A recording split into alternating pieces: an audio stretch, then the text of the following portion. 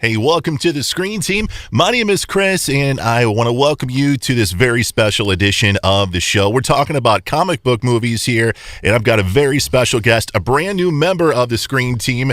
He is a father. He is a husband. He is a musician, an actor, a producer. He wears many, many hats, and today he's wearing a Flash hat. We got Scully on the show. Scully, dude, thank you so much for being on the show. Appreciate you. Not at all. I love getting together with you guys on both music and the movie, and this is fantastic. Yeah, we've known each other for a long, long time. We're going to get into a lot of your projects here in a minute, but first let's talk about movies, man.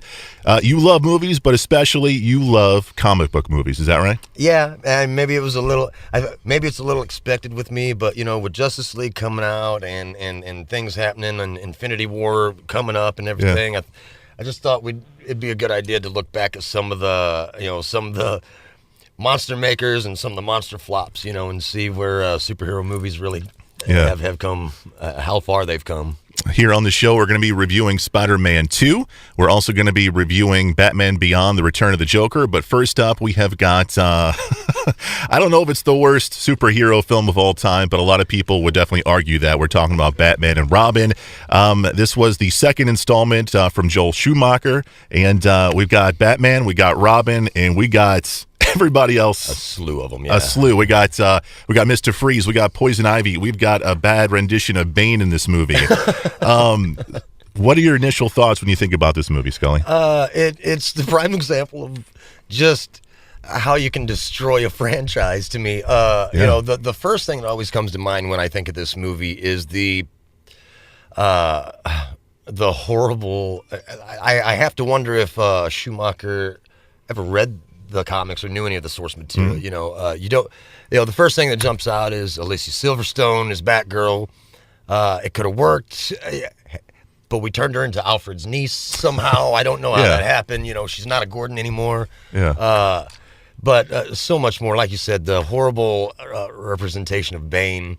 But I think the big thing is that it was, and much like, sadly to me, much like the second installment of the Mortal Kombat movies, I felt it was all about, let's bring on a lot of characters. Of course. We can sacrifice storyline. As long as we have this nice visual and some good music, we can make a movie work. And it's funny that 20 years later, we had Schumacher apologize and I think I actually read where he said bat nipples are going to follow him to his grave. The bat nipples, you got, what was it, the bat card? Don't leave home without it. One of those kind of things. What did you think? This was the first installment with George Clooney at the time, and he still is. At the time, he was the biggest thing as far as actors go.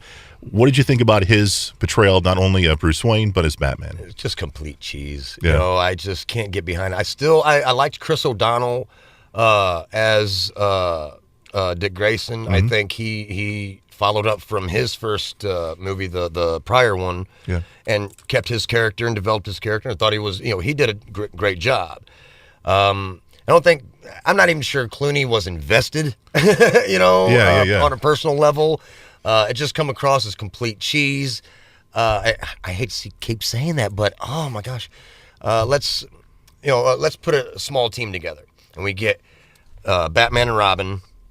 If you even get past George Clooney, you have to get to the part where we bring in Batgirl, and that's where I talk about sacrifice the storyline. Even with the most amazing visuals and characters and stuff, it's not going to work when Batgirl stumbles into the Batcave.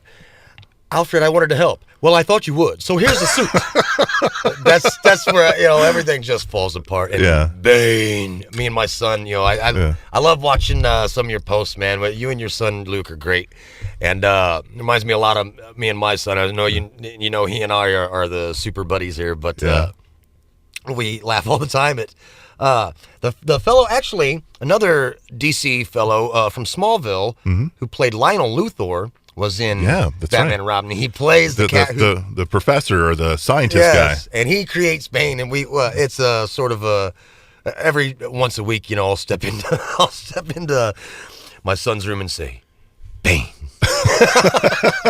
Just some of his delivery and everything. But sadly, a weak story, a movie that was very visually pleasing. And Uma Thurman, Yeah.